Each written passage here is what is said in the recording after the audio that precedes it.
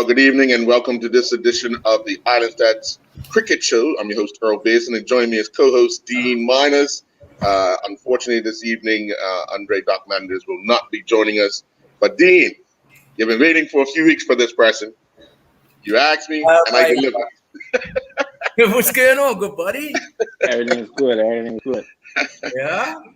Good to see you. Really, really good to see you. Good Just to see to you let again. our listeners and viewers know, we'll be joined in about 15 minutes by the president of the Bermuda Cricket Board. There's obviously some developments in Premier Division cricket and some developments in First Division cricket, Dean, that we'll get to. But first of all, we want to have a chat with Delray Rollins. Delray was a member of the Southern Brave team that won the inaugural 100. Being in and around that, I know Dean was excited and had a bunch of questions. Delray, he had a list of questions for you last week, and it's probably threw any paper away.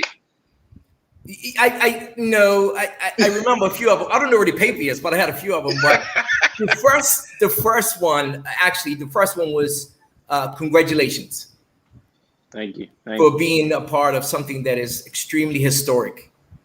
And of course, congratulations on your team winning.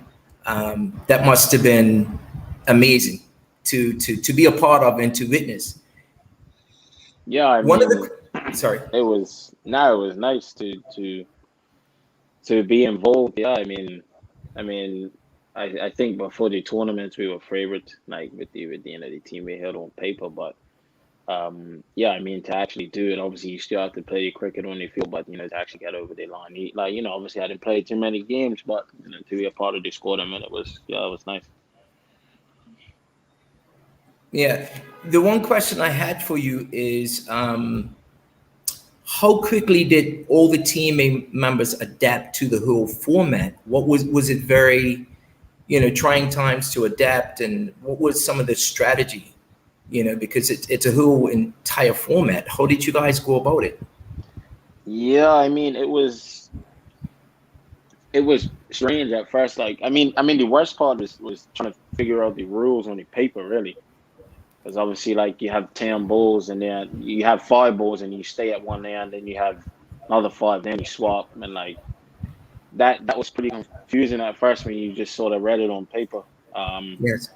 And then it wasn't until we actually played a practice game the week we met up, I think 3 or 4 days before our first game, where we sort of started to work it out, and people were talking. We played a lot of golf, and there was a lot of conversations on the course about how you think this is going to work, this and that, and we sort of started to work it out off the field before working it out on the field. And then the first game we played, I don't know if you saw, we played Trent Rockets, and they pumped us. There's no way around it. They beat us up bad, and it was I think we didn't adapt quick enough to the fact that 100 balls is still actually a very long time. Yes. And we probably went too hard too early. Right. Not realizing that as you can play it similar to a T20 where unless it's someone's day and they're going and they just keep going, obviously. But it did take a little bit of time. I think that's why we lost our first 2 games, because we sort of weren't too sure. More with the batting, the bowling sort of a bit easier to sort of work out your overs and stuff. But with the batting, how hard to go and when to sort of take your medicine and sit off, and then when to go again type of thing. But it was always the team that sort of worked it out the best was the team that was going to win. I think we sort of had a pretty good formula the way we went about it. Yeah. But you said you worked out a lot of stuff off the field and playing those practice matches, but being around so many talented guys, how was it for you, sliding in? Because you played the first game, you made some appearances as well, but just being in and around that environment, a lot different from the Sussex environment, or was it similar? It's always going to be different because it's fresh, new faces. Obviously you get some of the overseas come in who are, but good guys. A guy like Quinton de Kock, I never met him before in my life, and no one would have ever known that, there's these guys just come in. Obviously, they play franchise cricket all around the world, so they played for numerous teams, met different people, so they sort of know how to go about things. But I mean, yeah, I mean, it was just pretty easy going. Mahela, the coach, was chilled, was pretty laid back about everything. It wasn't like heavy, intense training. It was sort of get what you need, obviously, because games were coming thick and fast. And yeah, it was just about making sure you were ready for that particular game and prepare the best way that you sort of do. Like it's funny to say a guy like Quinton de Kock, who's like very talented, probably one of the best in the world. He trained one day in 4 weeks or something like that. Like No way. that's just how he went about it. Like, you know what I mean? So it's like it was interesting to see how certain guys prepare. Obviously, here's a guy at the top of his game, and they sort of work out how he needs to go about things and things like that. But no, it was interesting to see how other players, even from other counties, prepare. And yeah, I mean, it was nice to learn from a lot of guys too. The other question I had is, if you had to do it all over again, all right, which you will have the opportunity to do it all over again, what are some things would you change? What are some things that you would change differently? I would have tried to get a few more in the first game. It might have got me another game or two, but nothing really. I don't really regret anything. I mean, even though, like I said, I didn't play, and I tried to just make sure I was ready for that opportunity if I was called upon. I had to field a few times, and a couple of guys went down injured, and no, I don't have any. I feel like I prepared as best as I could if I was going to play. I tried to get around the boys, learn as much as possible, talk to a few people, and enjoy it at the same time. Not every day you get to play franchise cricket and rub shoulders with some of the best in the world. So, I mean, enjoying it was the main thing. And, yeah, I definitely have had a good time throughout these sort of 4 or 5 weeks. Now that you're back at Sussex, that time away, obviously, Sussex were short of quite a number of top players because of the fact that you had players that were in with the England setup. You guys were with the 100. How does it feel sliding back into the field at Sussex now that you guys are on the final day of the Vitality Blast? What is it, September 18th or something like that, or the 20th? No, it was me and Luke Wright sort of made a joke because obviously he didn't play too much either. And neither did I. And we sort of made a joke like when we woke up that morning that it was a bit weird because we're actually playing instead of carrying drinks. But no, I mean it was just like you just fit straight back in like we we left the sort of what was it 5 weeks before when we played our last group game and got through. And everyone was a few boys had been playing 50 overs, a few lads had been playing 100 ball in other teams and probably not enjoyed that environment as much as the Sussex environment. So it was nice to see familiar, get back with the boys and obviously it was a lot on the line to sort of get to finals day and potentially win another trophy. And yeah, I mean our Southern Brave boys are looking to go do the double this year, definitely. Yeah. A lot of pressure. Yeah, no. Boys are looking forward to it. The one thing that I enjoyed seeing was I saw that you had a huge following with the fish head, whereas I saw a number of spectators in there. I say, yeah, there's the Down Raiders fans. That's his fans right there. It was actually. I loved it. It was actually it came about in the final actually, like right before the final.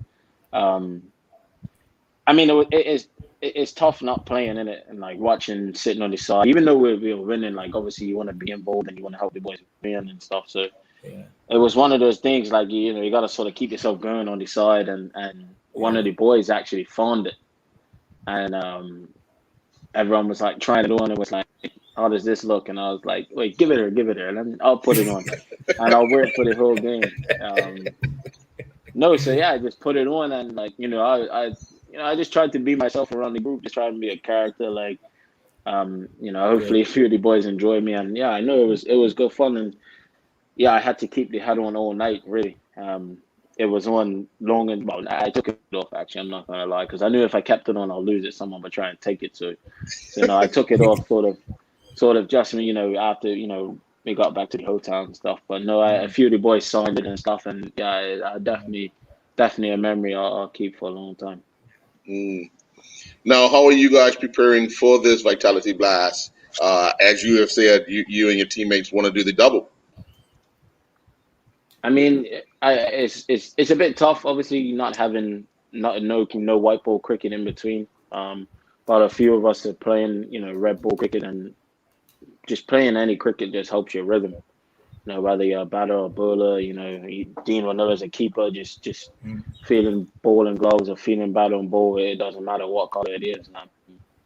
But yeah, a few of us are playing the red ball. And some of the boys are going off to CPL. Ravi's going off to CPL, which again is probably the best preparation you could probably get to, going into a final state. Some of the boys have just had a bit of downtime. Obviously, the schedule's been pretty hectic for like the last 2 or 3 months. So some of the boys are having, maybe a week or two off and just getting physical work in and not doing too much cricket. But I mean, it's one of those things that, the team's pretty senior and everyone sort of knows how they prepare now and how they tick the best. So, whatever makes you tick the most, the coaches trust everyone to sort of be ready for that day. And I mean, if you can't get yourself up for a finals day, then, sort of why are you playing the game? So, yeah, I mean, it's a pretty easy day to prepare for, to be honest. The 2 questions that I had was brilliant knock. And I think, honestly, with you and Khan's knock, and watching the quarterfinals, you actually put your team in that good position. So, I had my fingers crossed. I was like, come on, Ray, go all the way. But I think, you got done for with, was it a slow one or was it a quicker one from the left armer? No, it was, the wicket was a bit strange. Like, right. when they first started, we were thinking it's not that good. It looked very good from the start, but they started a bit shaky. And then once Gary Balance went, then we realized like actually it's a good wicket, short boundaries, and then we were going well. I think we just sort of, when I came in, we just sort of lost a bit of momentum, like obviously losing Ravi very early, and I just sort of tried to take as much pressure off Righty at the other hand because obviously he was going so well, and a few shots came out the middle, which was quite nice, and I got a couple of boundaries away. But I mean, it was sort of hard because the ball was going down. It wasn't like bouncing, sort of. It wasn't really bouncing. It was just sort of hitting the deck and going down. So, I mean, the shot that I played to get out is, looking back on it, I probably could have controlled, the area I was trying to hit the ball a bit more. But I mean, hindsight's always a good thing in it. So, but I mean, I said to Vies when we were out there, I said, we're gonna win this game, so there's no stress. Even if we only get 6 runs in this over, this game's in the bag. Small bond, me and him going. But I didn't expect to win it in that fashion with Rash doing it at the end. But Rash is a freak. It was just one of those things. Like certain things happened. I was just like, this game's done. The way he was going, like I think it was Willie brought square leg up and put deep point out. And I said to Millsy, I was sitting next to tomorrow, I said, this ball's going for 4 or 6, no matter where it is. And he just played that like little scoop shot and it went over square leg. And I was like, that was crazy. That was crazy. But the thing we've seen him do that too many times. Everyone was just like, that's just rigged, but that's just normal. So it wasn't a surprise, yeah. Actually, when he did that, I mean, my mouth just dropped. I've never ever seen nothing like this. And then on top of that, he does his thing with the bat, like it's a helicopter, right? Yeah. It's just the helicopter. And I'm like, what? Which reminded me of Dhoni, right? Yeah. But he does the helicopter. And I'm telling you, one of them, he had over extra cover. And I'm like, he did, yeah. This guy is crazy, lad. He it was hard, man. He hits, for a small guy. He just quick hands, wrist through the ball. It's just different level of cricketer, that guy. It's no words to really describe him. Like with the ball in the field, with the bat, he's just he does all three. He's as we call him, he's a gunslinger. So I know. So what are you doing throughout this period of time? I know that you spoke about the other guys are doing this and doing that. So what are you doing prior? Are you playing or are you? I had a bit of time off. I haven't played golf in a little while, but I probably this weekend or next week I'll probably be back. But no, I had a bit of time off, like a Okay. weekend off, sort of just kind of way. Hadn't picked up no cricket, bad time, sort of been around any cricket, just chilled for a bit. Okay. Okay. But I'm back in the Red Bull team tomorrow. Okay. Which is nice, nice to be back with the boys. Obviously, sort of haven't been going too well this year in the Red Bull, but I mean, one game always turns things around. So obviously go and give it my best go, and now I feel alright. I'm ready to go. I feel like I want to play cricket again, and now it's just looking forward to it. Just trying to hit as many balls as possible, and then get some sort of rhythm.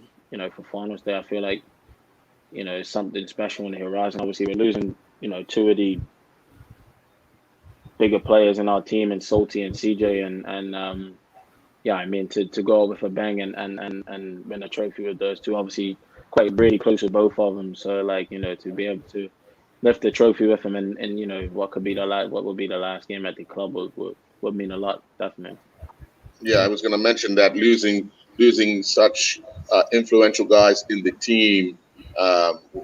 Around those guys, like I know that you're very close with both of them. How do you think the makeup of the team will look without these guys? Because they have been kind of a plug, one way or the other in certain games, either bat or bowl. They've been able to kind of push Sussex over the edge. No, I mean, two England cricketers, well deserved, obviously England cricketers, and two guys that are key parts, not just on the field, but off the field, around the dressing room. Obviously well respected amongst the boys, and it's going to be tough to see them go. Obviously sort of big shoes to fill, but no, I think that's part of sport, and there's always someone to sort of that can replace him. But obviously it's going to be tough to replace a character as well, and CJ and CJ and Salty, but no, I mean, like you say, it's probably one of those things that you sort of tackle in the winter, the coaching staff and the backroom staff, to sort of who can come in and do the jobs. But no, I mean, they've been two pretty good servants at the club, and you can sort of fault them for moving on and what they're doing in their careers. Yeah. Any final question, Dean? No, just wishing you the best of luck towards the end of the season. Of course, we'll be supporting you from a distance. We'll be watching your every move. So, best of luck. And hopefully, when you return, we got a chance to play a bit of golf. Thank you very much. I definitely see it on Belmont Hills. Yeah. Last question for me. How do you think your Sussex mates are making out with that England team? They're in a battle right now with India. I see Ollie, bowling well. You're around him a lot. So how do you think he's making out in this grind? Yeah, I mean, he's doing well. Like, I mean, it's no surprise to any of us at Sussex to see him take 5 as in Test cricket. We all see it firsthand how good he is, and I know it's just a matter of time before he got a chance and he showed the world, how good he really is. But I mean, that's how cricket goes. You're gonna have those tough days. You're gonna have days where you're gonna have to dig really deep and try and get a big result. But I mean, they finished the day well today. I think they were none down or one down, which is a good positive. And yeah, I mean, I think a guy like Ollie, he thrives off those sort of big moments in games. That's what he's done for us over the last few years, and he's won us a few games out of nowhere. And yeah, I just think there's a lot of match winners in that team, and potentially, it's a big task to probably chase all those runs. But I mean, getting a draw out of a game like that probably feels like a win, sometimes. So I think they're well suited and definitely capable of getting over the line. Okay. Well, we want to thank you very much for your time. And again, Dean has wished you well. I want to wish you well as well. All the best in the semifinal and then the final. We're going to take a commercial break. And when we come back, we'll be joined by the president of the Bermuda Cricket Board, Arnold Members. We'll be right back. This year, Labor Day will be celebrated on Monday, the 6th of September, traditionally to honor the progress and the courage of the labor movement from the late 19th century to the present day. To say the treatment of workers by their employers was unfair back then is a gross understatement. Many wrongs have been righted at great personal cost.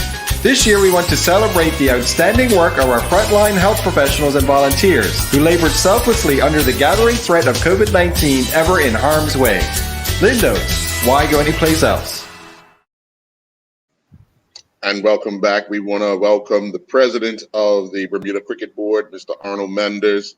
Mr. Manders, the Premier Division came to an end today. Exciting finishes. Mr. Manders is wearing a big smile. But can you first give us, as the president, a summary of the accomplishments of the Bermuda Cricket Board for this past season? You got to unmute first. Yeah, it's been a very trying time with COVID-19, but we've managed to get both last year and this year's season started and finished with mainly no hiccups. We've been working on a strategic plan with the ICC Americas Regional, which is just finished, just putting the final touches to it. We've had, under 19 tournament had to be postponed because of COVID-19 and teams unable to get to the United States. The senior team, T20 has been pushed back now into November, and I believe the World Challenge League is somewhere in January, February, if it's going to be played. But it's all on. It's a lot of things, but we've been working through it. It's just like COVID-19; everything changes. The goalpost gets moved every day, so you just got to be able to react and deal with the situation as they come. But it's been a difficult year.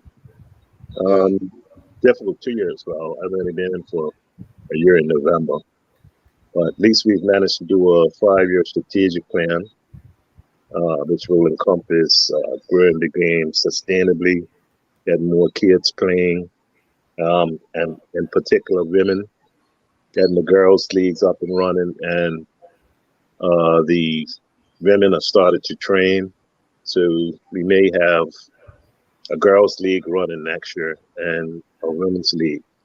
We have a few matches that will be going on next week after with the Legends playing a game. I don't know if Mr. Minus is involved in it, but the Legends will be playing a select team. Then we're trying to have the women's 2007 team play a match against the new ladies. So there's a lot of things going on, but I'm particularly pleased that we finished the 5-year strategic plan that will take us through the next 5 years. The main pillars will be, like I said, growing the game sustainably, trying to improve our high performance program, the infrastructure, which we've done a lot of work so far. I'm looking to improve the facilities at Barclay, as we don't have an inside facility to use, as BHS is not available to us anymore. So we have a couple of coats, and we need to try and get it done as soon as possible, because as soon as daylight saving time comes, it's going to be getting dark early, so we need somewhere to train. And this COVID-19 spike, it's going to be difficult to get somewhere inside for the young man to train and prepare. So we've handled everything that's been thrown at us, but this is one thing that we need to try and fix as soon as possible. I know Dean has a host of questions. You want to start, Dean? He ain't compliant. All right. Hey, first of all, he needs to thank his neighbors for not showing up at Somerset today. Okay. Thank you. So, Mr. Matt, outside of COVID, where do you see, all right, where do you feel there's room for improvement outside of COVID? For us, that the 4 pillars which I just talked about with the strategic plan is where we need to improve, and that's getting more people to play cricket, particularly girls and women. We need to push the high performance program, because it's really, when you think about it, it's the main pillar. I know a lot of people might say, well, it's not, but it is, because if we drop out of the top 30, then we're going to lose thousands of dollars, hundreds of thousands of dollars from the ICC. So we put the high performance in. We've already ran some online coaching courses. We have 28 young men doing the Coach Ed program through Gary Kirsten. When they finish that, they should have a level 2. They have allowed us to put 2 of our national coaches into the elite program. And we'll be looking to run that program next year with more people getting involved, and then getting more of our national coaches to the elite side, because I think that's somewhere where we lack, because when they come out of the clubs, basically we have to, teach them about the game, and they have to teach them about the tactics. The fitness levels are not where they should be. So we're putting a lot of stuff in place to try and improve the youth cricket, the coaching, which is probably the main thing, because if we get it right at the club level, and Dean, you know that, you're only as strong as your domestic league. So that's where we put our box into, and then we need to improve the infrastructure of the clubs. We only have one, really, well, 2, but National Stadium, because of the wicket, is not considered internationally where we can play our international matches. The only one that is full international size is Summers Bridge. St. David's Miss on one side, which I believe is the southern side. No, the northern side. So there's some things we're trying to do. We will improve the blocking nets. We replace all of the nets, the batting cage, the nets itself. We've put in, improved the net facility at PHC, as that's been a mainstay training facility for the under 19. So we're just looking to improve the facilities at 1 year at a time, and hopefully the recipients can keep them up with assistance from us. But the 4 pillars that we have as our strategic plan are the ones that are going to take us into for the next 5 years. And like I said, so there's 2, growing the game, high performance. The third one is the infrastructure. And then finally, we're trying to get more funds raised and not have to depend on ICC funding. So we have a committee that's organized and ready and actually started. They have their 5-year plan to raise more funds for women in cricket. So if we can get those things in place and follow that through the project, that's the problem with strategic plans. If you don't follow it, then it's not going to work. So we have to make sure that if we say we're going to do this in 2022, we need to make sure we get it done. And if we don't, we need to know why we did it and why we didn't, and how we can get it done the next year. And you just go year by year. And if we can do what we planned, then we should be able to keep our high performance national team actually into the top 30, or maybe, because we're looking at trying to get to at least 25, because it gives us a little bit room to play. So we need to go 5 rankings above. So there's 2 tournaments coming up. The next 2 tournaments coming up are very important for us, because if we can beat Canada and United States, particularly Canada, and not let the United States beat it, because you know how the ranking works. If the United States beats it, they will get more points than we get. So, and Canada is ahead of us. If we can beat Canada, we got a sustainable amount of points to improve our ranking. So those are the things we have to look at in the plan. Who we want to play, but we can't change the map and region. That's who we play. We can't change the World Challenge League, but we can look at teams that are ahead of us and see if we can go to them and play them, or bring them in to us and play them. But COVID-19 is holding up the progress sustainably, but I'm pleased in the space that we are now. And then actually now we're into the situation about whether we get vaccines or not vaccines. But unfortunately, we can't force players, but what these tournaments and the ICC are saying is that if you're not vaccinated, then you have to quarantine 2 weeks before, and then we would have to quarantine the unvaccinated players again when they come home. So those, like even the hotel that the tournament's supposed to be in Antigua, you can't stay at the hotel if you're not vaccinated. So it's causing a lot of problems, and I think it's making players have to make a choice. I mean, if they want to play cricket and represent their country, then it's something they have to look at. We've brought in, I think Herbie has brought in a doctor to talk about, I think they did it on Saturday, about, the vaccine, and took questions from them. We did that with the under 19s, but we had few that were under 16, so they couldn't have the vaccination anyway. But I think it's now that we can get vaccinations under 16.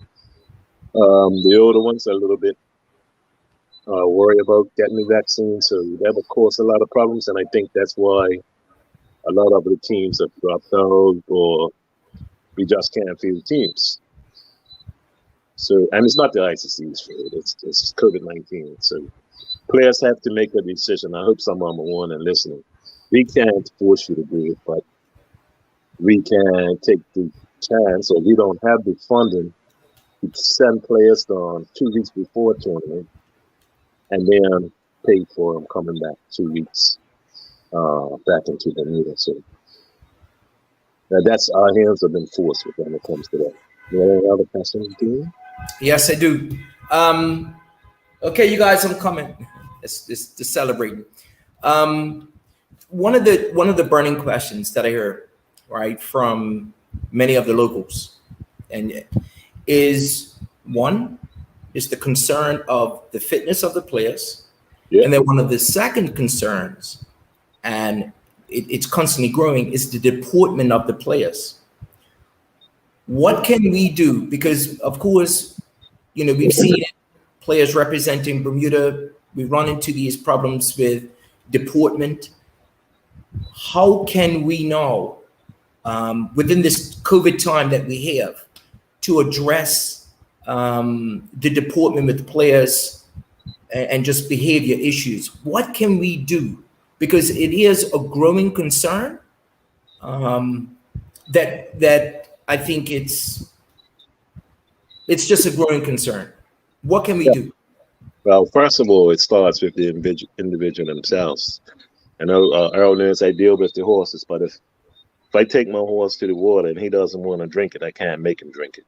So that's the first change right there. But the things that we have put in place, we have met with the players, particularly the national squad players. I mean, we've met with the clubs first to talk about that. Secondly, before we started, all the players we had a meeting for them, and we discussed about the deportment, because their deportment reflects on cricket, and it's a big thing that's being pushed from us. And the players have to start, because we're losing umpires day by day because of the poor deportment of players and spectators. So it's something you got to look at. Cricket's supposed to be a gentleman's game. It builds character. So I think people just need to, we're trying to put things in place, but like I said, we can do all we want. The clubs don't enforce. I know a couple of clubs, I've seen guys walk off field, come back on the field, and then play the next game. So, what kind of precedent are you setting to the youngsters when they can see someone just walk off the field, come back on the field, walk off the field again, and then play the next week? I mean, that's just some incidents. You know what I mean? But to me, we put things in place, but the players have to take accountability for the reactions and the way they react on the field, and not even on the field, off the field as well. You know that, Dean. So Dean, one sec, Dean. We're going to take a quick commercial break, but we have a question before we take the commercial break. You can look at the question, and then we'll come back. You can answer it, and then Dean, you'll jump right back in. But the question is, how many feet does the northern end at St. David's need to go back to qualify as an international venue? So you can answer that when we come back. We'll be right back. With perfect timing for the height of the summer, Greenhouse Bermuda brings us the island's newest iced tea, Newman's Own Organic Iced Tea in a kaleidoscope of delicious flavors. Most shoppers have seen Newman's Own in the condiment section, recognizable due to the founder's caricature prominently featured on the label, and many pick it up in the knowledge that 100% of the profit goes to registered charities. Newman's Own offers us a new refreshing thirst quencher, dry raspberry, lemon, peach, and passion fruit organic Newman's Own iced teas. Lindo's, why go anyplace else? All right, Mr. Mendes. Do you know the answer to that question? I don't know. I know the answer, but I don't know the answer. I'm going to guess at it because it's probably about 10 meters, I would say. It's the northern side would have to go back about 10 meters. I think, like where they have the they have the broadcaster screen up top of the back of the Lord sign. Yeah, mm-hmm. That would have to come all out and go into the bank. I think that's about it for that. And then at White Hill, they have to move the boundary, that wall, as you come into White Hill. If you notice, when we have the international games there, the rope is bored in like 10 yards or maybe 5 yards away from the wall. So, but I don't think it's any other field other than National Stadium, but we know the problem with that. And that's another thing we've had meetings with the National Stadium, but they just don't have the funding or the manpower to do the wicket. And it's coming down to us if we want to have somebody go up and prepare the wicket. So that's something that we're looking at as well, and maybe fixing the nets on the eastern north side. So, but we have to get the funding for that. And the Frog Lane side there. Yeah. Yeah. Dean? Yeah, I think I'm a bit confused. So just hear me out. If the BCB govern the clubs, I want to get back to deportment. If the BCB govern the clubs and then the club does not do due diligence with a player with his deportment, then how does that player be disciplined if the club in itself doesn't discipline the player? Because what's going to happen is just that we're going to have a bunch of players that are going to go ahead. They're going to start going to clubs that they can get away with certain things. We already have that, but then we already see that. Right, but I think what you have to look at is that umpires don't have control over that. They might have to write something, but it's the other behavior that, man, you can get a level 1, level 2, level 3, level 4. We've had meetings. Actually, Stephen Douglas, who's the chairman of the domestic league committee, we've had various meetings with the clubs and explained it and told them about how the levels work, and for the coaches to try and keep the players, I guess, behaving under the deportment well. I haven't seen a lot of it this year to the games that I've been at. Maybe I've seen some decisions, I would say reactions to LBW decisions. But players need to understand, and that's why we had the information session with the clubs and the coaches to explain what the levels are and what would happen. We've had some incidents in previous tournaments, with players and getting level 1s and then having to miss 2 games because they have accrued as those points.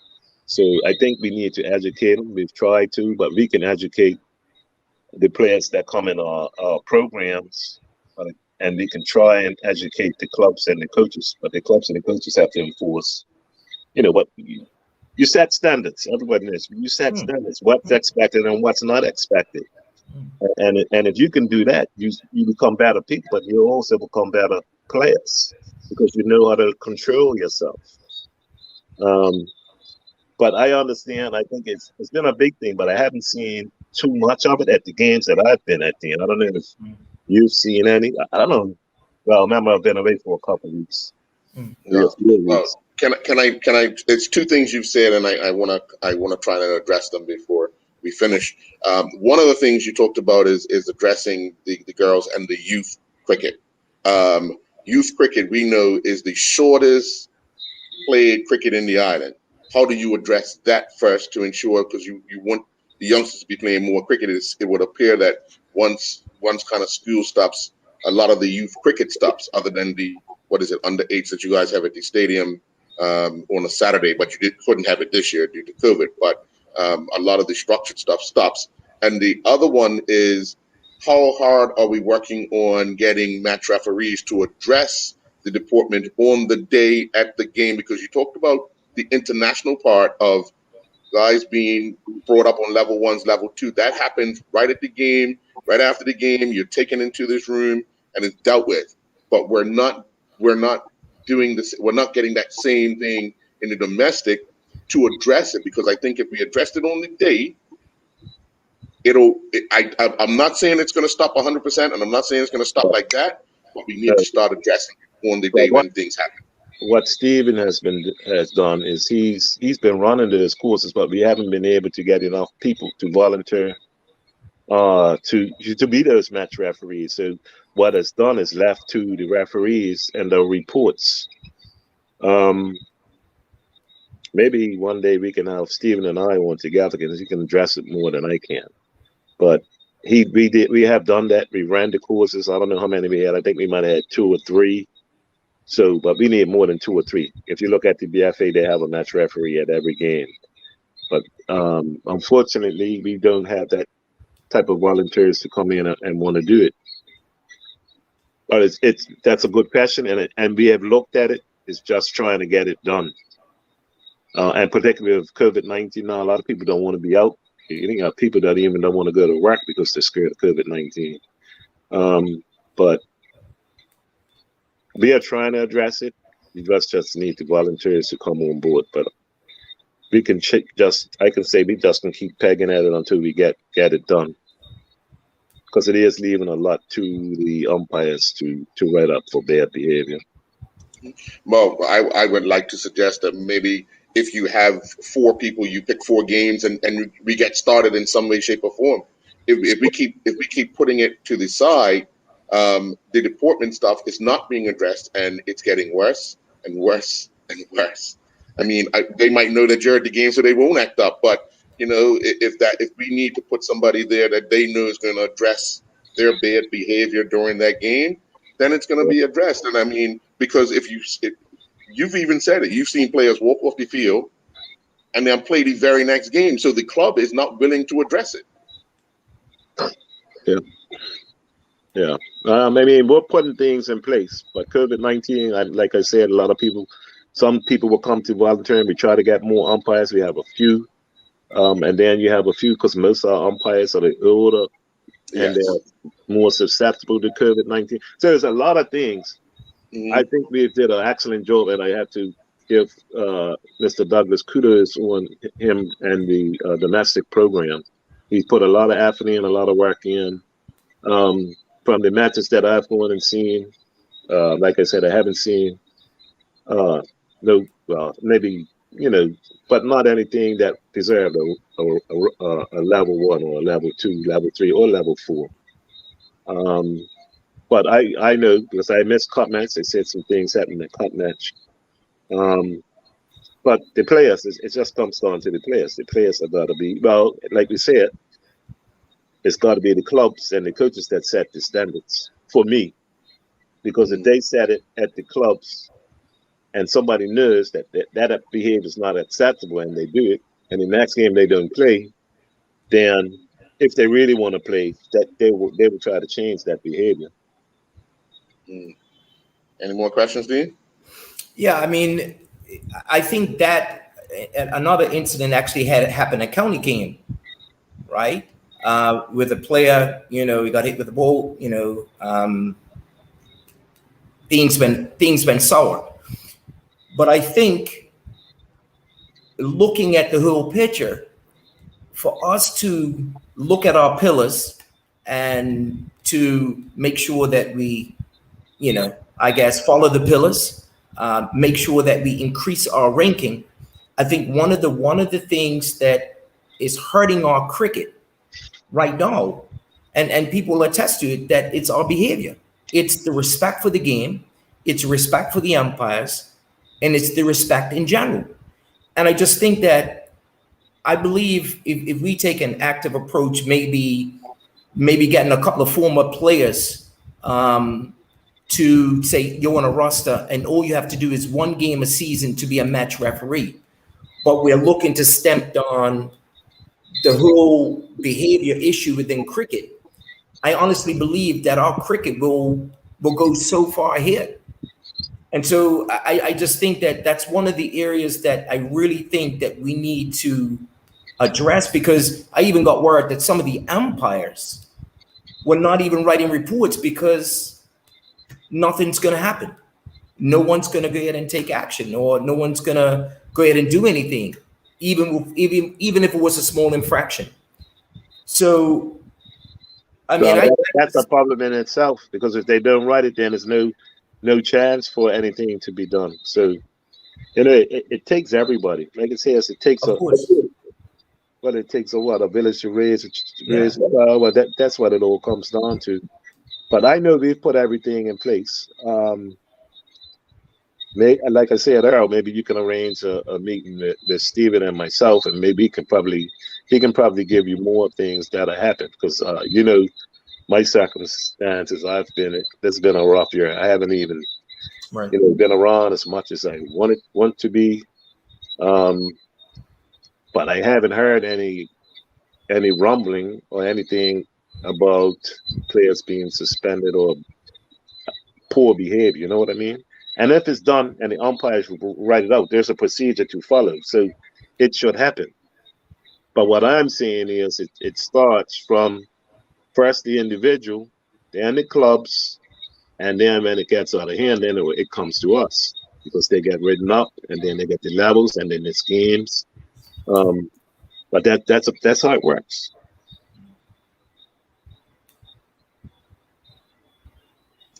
I know I asked you to stay on until 1:45. You have a few more minutes? I can stay on as long as you want. Okay. All right.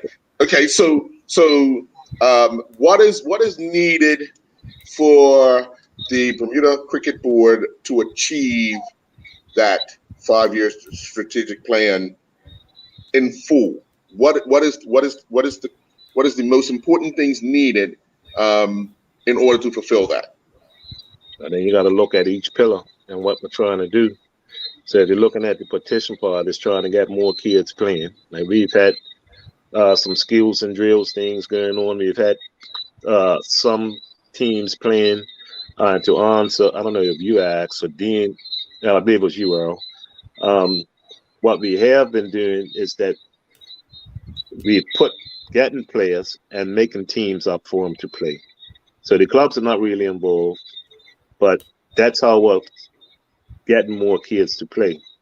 But the problem there really does come down to COVID-19. We've had some matches, there have been some under 17 matches, I want to say, and it came basically through Eastern County, and then the other West and Central zones bringing in players, and we've had some matches going on like that.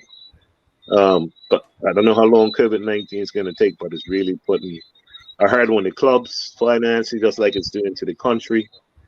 But you got to be creative and try to get little things going. You might not be as many as you want, but as long as you're running your programs, fulfilling the sponsors, our responsibilities to the sponsors, which we're doing quite well. So if you look at the 4 pillars, Earl, like we just talked about the junior cricket, trying to get more people playing, trying to get the women playing again. We have, certain years that this is where we want to be in 2022. This is where we want to be in 2023. And these are the things that we're going to do to get there. So it would start with the first one, but like I said, would be growing the game sustainably. Then we did our high performance, which means that we're trying to get more coaches qualified, more elite coaches, educating the coaching, so that if we improve our coaching, particularly if we can get more teachers qualified, more youth coaches qualified, our high performance coaches moving from level 2 to high performance or elite, then the coaching gets better from the youth straight through the clubs and straight to the high performance program. And then you have to have those tours and, bilateral games with the youth teams. Like before, we had Canada and United States, and when the under 15s played, or under 13s used to go to St. Kitts and play an under 13 tournament. The under 19s used to go to the service tournament in Barbados every year for 3 weeks. We had those things going, and now it's going to mean for us to improve the senior team that we'll have to put some more funding in for players to go to certain camps or bringing in coaches. We have a coach coming in January that will do some things with the youngsters and maybe something with the seniors, depending where we are, if they're on island. But those are things we're looking at. So improving our facilities, we tell you that. Trying to do a little bit at a time. We've hit Berkeley, we've hit PHC, we've learned the burden machines to some bid. So just trying to assist the clubs with funding, facilities, whatever, but doing it a chunk at a time, because we really, don't have that money to be doing big infrastructures with the money we have. And the last priority is getting funds outside of that. Right. 1 second, Dean. We have another question. The 5-year strategic strategy, is there an expectation or reliance on funding being approved / provided in order to execute, or is that in place? Yeah, we can't do anything if we don't have the funding. We've looked at it. So, like with the PHC, like I said, we have to do Berkeley because of COVID-19, and we need a facility where they can go train at night, because we don't have anywhere that we used to use Berkeley Institute, but those facilities are all closed now. The gyms are closed, so we have to use our funding according to what we need at the time. But that's a good question. So we have funding that we can get. Government's been assisting us with some things, so we just have to write in. We can go to the Americans, we can go to the ICC. We have some sponsors. We have to be resourceful. We know what we have to do. If we don't, we can't just keep relying on the ICC. So we have that financial committee that's together, that's got their 5-year strategic plan to say, this is how much money we want to raise this year, and this is how we're going to do it. So it's all written out. It just has to be followed. I'm in for 3 years. There's still be 2 years left. So we need to make sure that whoever comes in for me, if I should leave, that they follow that to the T. Because if not, all the 6-7 months we'll put in it and the time, it's just going to go down the drain, and we're eventually going to drop out of the top 30. Yeah, Dean. With the numbers, you talked about participation, increasing your numbers. Are the numbers drastically that low? I mean, I know, when we look at population wise, we see that there's been a huge drop in the number of kids, but yes. Also, do you also see there's numbers dropping in, like you said, in participation? Have you seen a drop in participation in cricket? No, it's only dropped since COVID-19, and that's for obvious reasons. Everything's dropped for COVID-19. Right. But we had, our leagues running up before that, but it's been a struggle to get it done since COVID-19 because of the restrictions and people not wanting the kids out. It's just where it is. Yeah. Like I said, we just got to be resourceful and creative of what we do and how we can do it. If we don't have the funding for something, we push it off until we have the funding, but we know it has to be done. But like I said, the high performance, raising the funds, we'll fix the infrastructure when we can. Like some Somerset Bridge, they for holding the key training a couple years ago. They got the new sight screens.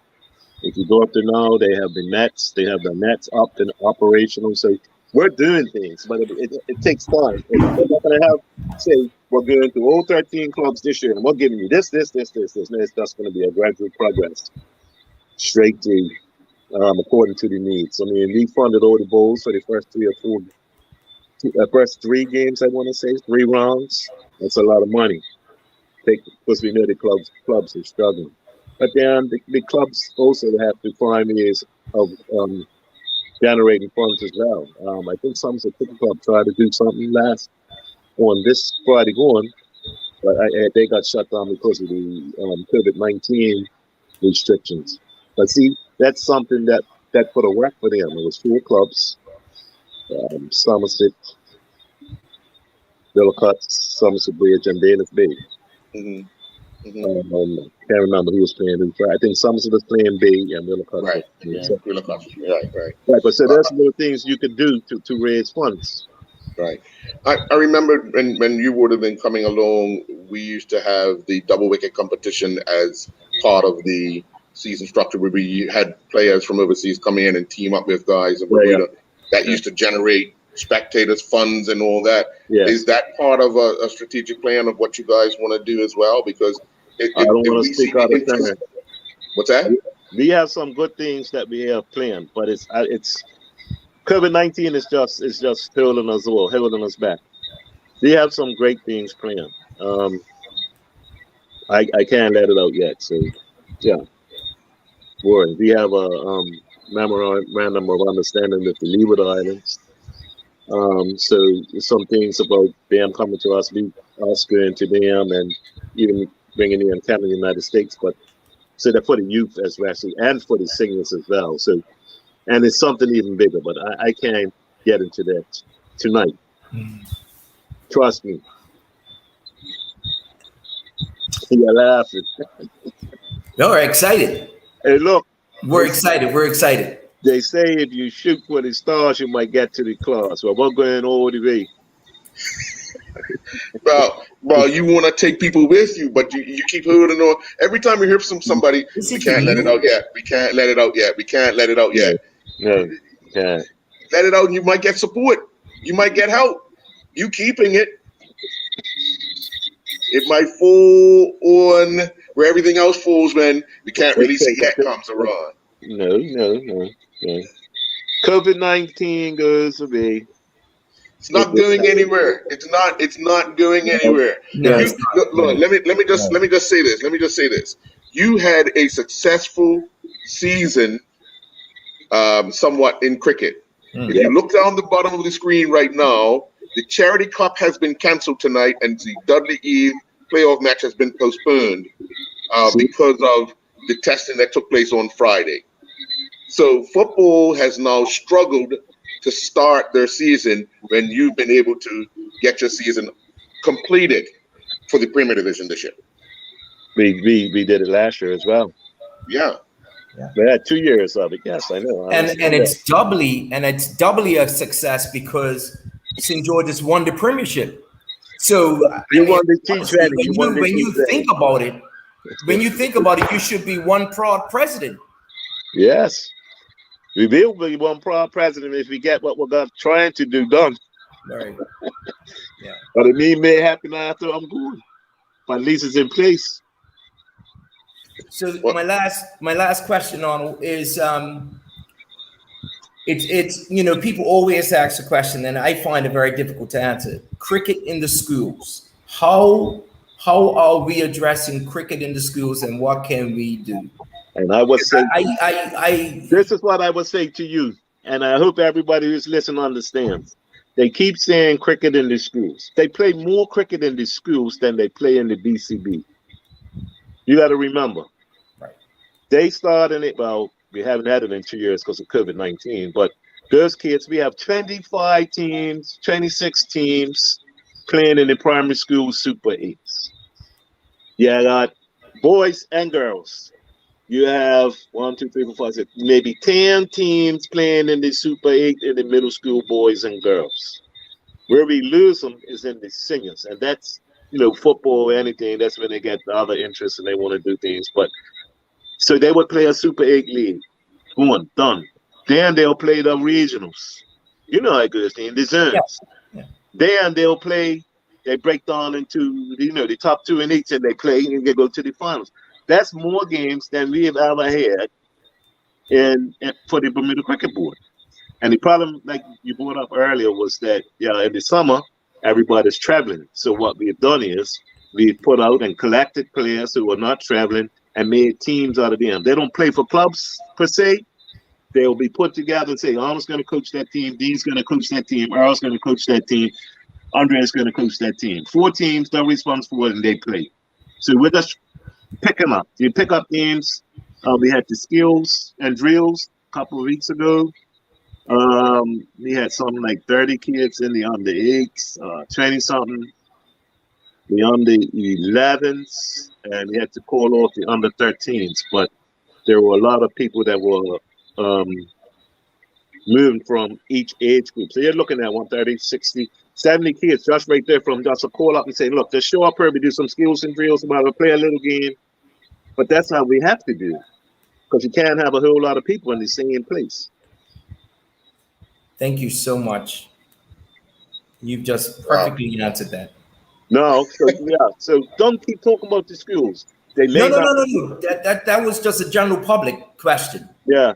So you've just answered that for me. Well, you didn't answer that for me, but you answered that to the general public. I'm the cricket also manage the sports administrator, but sports is paid a lot in DSSF. We know that. So those kids will play, when you think about it, 4 or 5 games in the Super 8. Because when they're knocked out, the teams that are knocked out, they play each other until the day is gone. So they're playing 4 or 5 matches at least. Then they pick a league. Can I just interject, Mr. Manders? I think what many of the people that are asking us these questions is, you're talking about the Super 8, which is a one-day, one-off tournament that they're playing maybe 6 or 7 games in that one day, right? Yes. But I think what people are looking at is the multiple games played throughout the course of the term, because they'll play the Super 8 one day and they won't play cricket, other than the regional, which will be the same similar setup. They're only playing what? How many days will they actually play cricket? Let me explain to you. You would have, I don't know, I'm gonna guess 1, 2, 3, maybe it's 18 primary schools. Right. Government. At the end of private, that's about, I would say 24. Okay. So they're split up into regions. They'll play 4 or 5 league games. And then the top 2 go through. And then the other ones play their little friendly games. So they're playing matches. They play more matches than the BCB could arrange. Right. You know what I mean? But we have them to our acts, we have them with us. Mm-hmm. So those things are run. The leagues are run. I mean, they haven't run in 2 years. Right. But the only thing you probably could say about the cricket is that not many of our teachers, even though we've ran courses that's when I was working with the board, like in 2007, but we need to run more to keep them so they can improve their knowledge of cricket. But what a lot of them do is they bring in parents, and then some parents are not knowledgeable. So those are the things. Who's available. It's who's available, not necessarily who's qualified and who's the best. It's who's available. Right. But the teachers understand about, the responsibilities. But they got somebody come in, and then it's even been made a little bit more difficult for our volunteers now, because, and that's even for the sporting bodies, is that you can't work with kids unless you're SCARS trained. Yeah. So that's a problem that we have, because a lot of people come in and want to do stuff. Right. They could go get qualified, but then they got to do SCARS training. Right. I mean, it's only 3 hours, but then that's taking more of their time. So we struggle with that. But as a teacher, you can't teach unless you're SCARS trained. So if you do SCARS, you got SCARS trained, it's 3 years. Once it goes up, you can't teach until you renew it. Right. Well, what we can do is we can invite you and Mr. Douglas, if he's available, next weekend to wrap up the season and what, just to get some more information, so that when we start the new season, there's people having their minds already not going to games with just false rumors and outside talk. They get it straight from you guys' mouths of what you had to deal with this year and what you are planning to address in the next season. So this committee has had numerous, but I think we had more meetings with the clubs this year than I can ever remember. And they've had the participation has been excellent from most, maybe 90% of the clubs. Have always had a representative or 2 or 3 representatives. So we put it out there to the clubs of what we're doing. We shared the strategic plan with them. Now we're just finalizing it before it goes to the ICC. They asked us to check a couple of things just to make sure that because they think we've gone above and beyond if we would be able to do it. So it's something we'd have to look at. But if we drop out 1 or 2 from some sections, I think we'll be fine. But it's very thorough, and they're very impressed with it. We just need to make sure that we can do what we say we want to do in each year, and we have the financial resources to do it. All right. So, word of advice from somebody that is within the media: after you've had your meetings, let the public know what you guys have discussed. Only because this is what happens: the group that don't like what you're trying to do are the ones that publicly make a statement or put it out there. And it derails anything that you're attempting to do because you never get the chance to tell your story. So tell your story first, and then let the others tell their story. That's the best advice I could give you. Thank you, Mr. Basin. Mr. Okay. Mike, you got any advice for me while you got me here? No, just come to Island Stats Cricket Show. No, you know what? To be honest with you, Arnold, I think, and I'm not saying this because you're my boss, and I'm not trying to brown nose you, but I think your strategic plan is absolutely amazing. I just want to make sure, and I hope and I pray that if the players, fitness-wise, deportment-wise, if they align themselves and give the best of themselves on and off the field, I honestly believe that we won't be at 30. We'll come all the way down to be in the top 10 again. Because I think you and I, we think the same way. We're shooting for the stars. There are some things that the players need to understand about, playing at the international level. Like, you have to be prepared for whoever you're playing against. For us, in high performance, you're looking at the fitness aspect. You're looking at the technical aspect, whether the batsman knows his game, how he's going to play an off spinner, how they're going to play the left arm orthodox, what areas is he going to be looking to attack. The bowlers have to know, where am I going to bowl at the beginning of the game, where am I going to bowl in the middle, and at the death. It's things you have to understand about your game, and that's where I believe we're lacking. And then it's got to come down to how are we going to back in the first 6 overs after we analyze the wicket, and then what we're going to do in the middle, and how we're going to expose the team in the last 5. So strategy, and like I said, the fitness part is, yes, you're right, it's very important. The last tournament we went to in Dubai, we had 4 or 5 players injured before the tournament started. But if players can understand the game and the coaches can help them with the data that we have, and everybody's on the same wavelength, what it's like. It's no I in team. It should be a culture of always wanting to be better every time you go to training and every time you go to a game. And I always tell my under-19s and times when I was coaching the seniors that Bermuda are mindless cricketers, and then they will look at me. And I'll tell you what a mindless cricketer is. It's a person that gets out the same way, week in, week out, to the same person.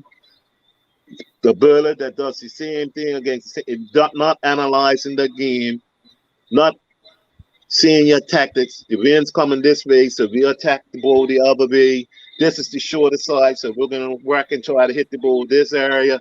Those are the types of things that make us a better team. You need to know how to understand how you're going to play your opponents. We have all the data that you need. Our coaches have all the data on their players. They know their weaknesses. So we need to work on that, and the players need to work on it. Not just with when they're in the senior team. They need to be working that on that game every day. It's not like, remember, these guys are brought up, not like how you and Clay were brought up. My generation, we play cricket every day. My mama had to shout out to us, "Come in, boy, it's time to come in, come in here. You got to get in there now. You can get a good, what?" But, you know what I mean? We play cricket. You don't see the children. You see kids playing out in the streets playing cricket. You might see a little bit of football being played, But everybody's inside. We played cricket. We played on the road. We played in dirt. We played on grass. We played in water. That's why we are able to cope and deal with situations when we got on the field. You didn't understand it then when you were doing it. We came up on concrete. We came up on an AstroTurf. We came up on the turf wicket. We came through the processes. Well, I mean, I think you're speaking to, we were students of the game. And I think the challenge now is to create students of the game. Yeah. How can we get more students of the game in different teams? So I totally agree with what you're saying. And again, it may be that the PE teachers in the system give more theory. I mean, we were talking with Mr. Logie in a couple of episodes back, and he was saying that we might have to start to create more and more theory, give these guys more and more theory to how to analyze themselves about their game. But I totally agree with what you're saying. And I think, like I said, we're going to do it. I know we're going to do it. I have faith. And I know that we can go ahead and come back. We can. I think that full strength for but not got a whole lot of time. That's a problem with us. We have all of September. If we can get them all out in training, but first, before we train, we need to find out who's vaccinated and who's not vaccinated. That should be done within the next couple of days, and then we just go with what we got. I spoke to Kamal this week. He's ready. We may get him back. Delray is finished. I spoke to him as well. He was just on with you guys earlier. I saw when it came. But he would have missed it if it was the original date. So we should be at full strength, and I hope and understand that these guys that are picked come and do the work that has to be done, and we can have a chance of beating Canada and United States, so that we can move our ranking up and then go to the World Challenge League and win some games in that, and give us a little breathing space. But it's not going to happen unless you have it coming from all the players, the coaches, and the board supporting them. Mm-hmm. We got a statement here. Given the decline in birth rate, we may need to streamline sports programs. And we've seen that on our side, where we just don't have those numbers like at our disposal like we used to. So that's another food for thought. But you got to try to get to pick the diamond in the rough and get it out and be the first one to do it. Yeah. So well, Mr. President, go ahead, Errol. Yeah. No, go ahead. That means you got to get out there and have programs that draw people to it, which is what we did in 2007 when I was working at the cricket board. Like I said, we had all the tours for the under 13s, the under 15s, the under 19. People want to be a part of that. If you're getting free training, you're getting free trips. Dean and I, we traveled all around the world representing our country. And if we didn't have that cricket or even football, because we did that as well, we wouldn't have all those opportunities and time to grow and understand different cultures, meet different people and different, lifestyles. It's made me the person I am today, and I'm sure you and as well, Earl and Dean. So, sport can make or break you, but it can make you into the person that you need to be, a gentleman and humble. Yeah. Well, Mr. President, I want to thank you very much. We'll reach out and see if you and Mr. Douglas are available for any period of next week, just to kind of give us an update on the things we've already discussed. And we look forward to having you back and just giving us a final wrap up. We're going to take a commercial break, and when we come back, we're going to just take a quick rundown of the Premier Division, which the new champions were crowned, as well as developments in the First Division. We'll be right back. Thank you, Mr. President. Thank you, guys. This year, Labor Day will be celebrated on Monday, the 6th of September, traditionally to honor the progress and the courage of the labor movement from the late 19th century to the present day. To say the treatment of workers by their employers was unfair back then is a gross understatement. Many wrongs have been righted at great personal cost. This year, we want to celebrate the outstanding work of our frontline health professionals and volunteers who labored selflessly under the gathering threat of COVID-19 ever in harm's way. Lindos, why go anyplace else? Well, Dean, this was the scene at the Wellington Oval earlier, picture taken by yourself, where the St. George's Cricket Club were crowned the Premier Division T20 champions, following two big wins yesterday and today. Yesterday, just an amazing firecracker day. Southampton Rangers scored 182 for 5 in 16 overs in a rain-affected and a late start match. And St. George's would score 183 for 3 in 12 overs. In that match, Alan Douglas Jr. would score 123 off of 45 deliveries. He had 3 fours and 16 sixes. Malachi Jones for Southampton Rangers scored 64 off of 24, 5 fours and 7 sixes. And then today, St. George's would turn around and defeat Willowcott by 8 wickets. Willowcott scored 130 for 6, with St. George's scoring 132 for 2. And with the fact that St. David's did not field a team today against Somerset, and Rangers winning as well over Bailey's Bay, St. George's were crowned the champions via the net run rate. An amazing turnaround, because they started off, it looked shaky at the start, Dean. It did look shaky at the start, and I thought this was going to be, even after cut match, I said this is doomed. There could be doom and gloom, sort of mid-table. But Mr. Douglas stepped up. Right after cut match, he has been absolutely batting phenomenal. I think I would actually look to give him the play of the series of the entire season.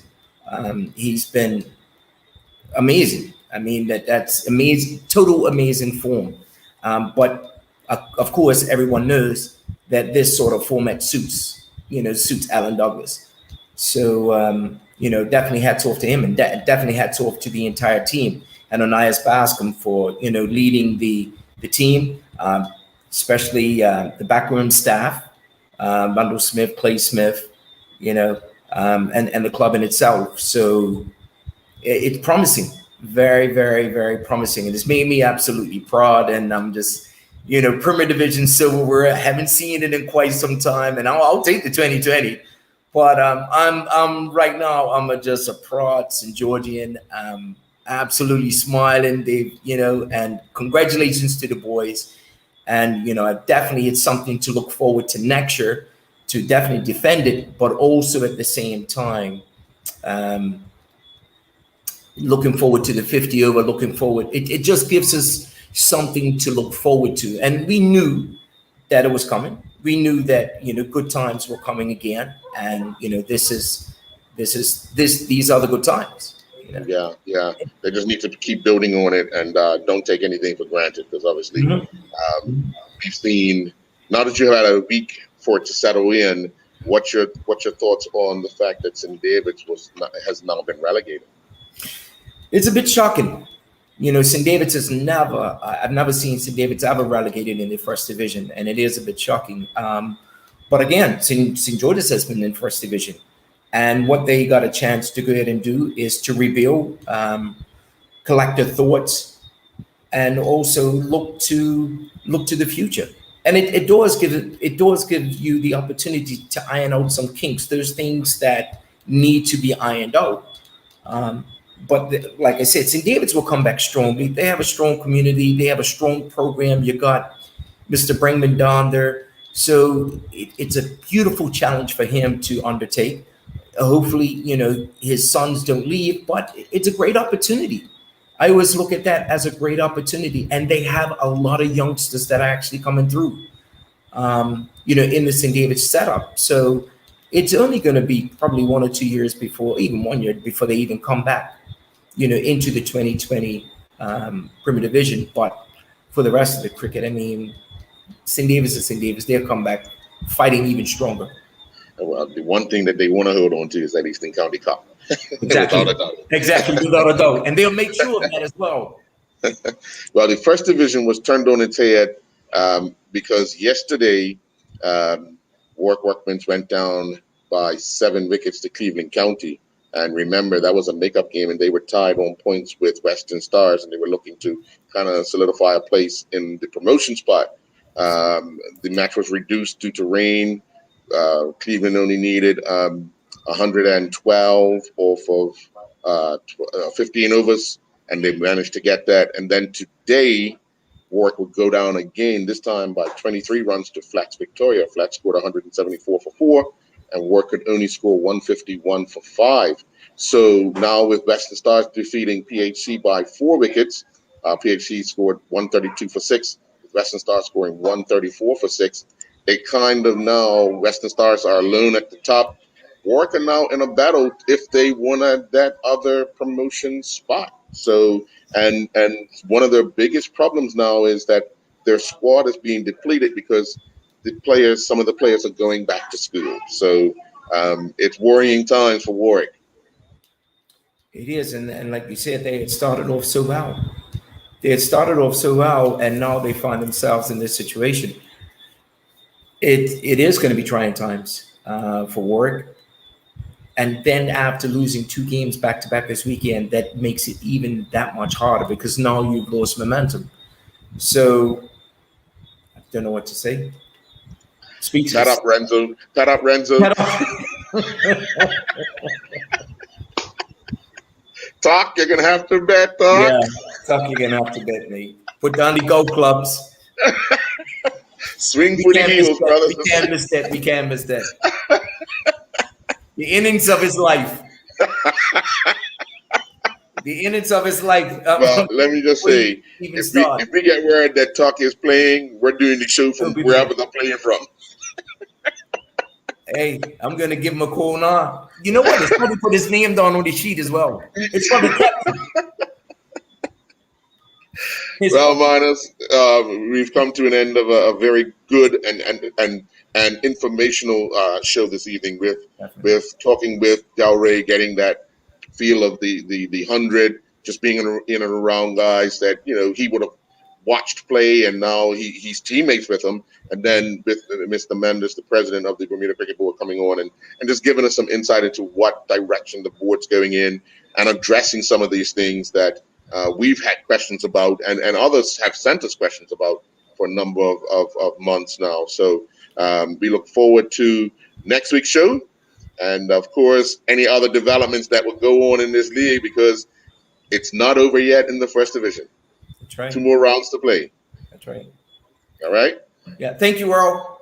Thank you. We'll be back next week, Sunday at 7 p.m. with another edition of the Island Stats Cricket Show. Have a good night.